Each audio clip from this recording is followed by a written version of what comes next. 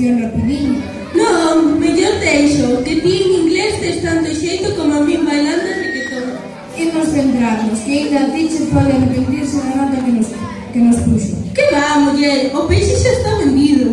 Calemos e cambiemos de tema, que agora toca os alumnos de 3 e 4 anos que nos van a deixar abrellados con súa natación desorganizada. Un aplauso.